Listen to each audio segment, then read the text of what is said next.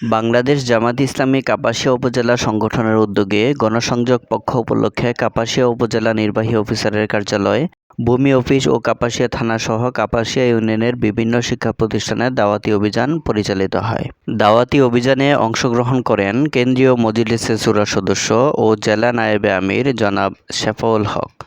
জেলা মজলিসে শুরা সদস্য শামসুল আলম, উপজেলা আমির ফরহাদ হোসেন মোল্লা,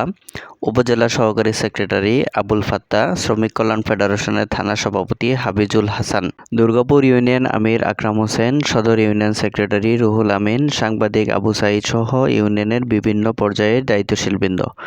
বাংলাদেশ জামাত ইসলামী যে আদর্শ লালন করেন ও যে স্বপ্ন দেখেন আল্লাহর জমিনে আল্লাহর আইন প্রতিষ্ঠার মাধ্যমে একটি মানবিক বাংলাদেশ প্রতিষ্ঠা করা,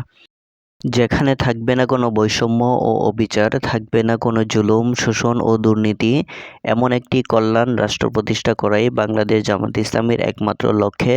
সকলের নিকট দাওয়াত পৌঁছানো হয়। এ উপলক্ষে কোরআনের তাফসীর, হাদিস ও বিভিন্ন ইসলামী সাহিত্য উপহার প্রদান করেন।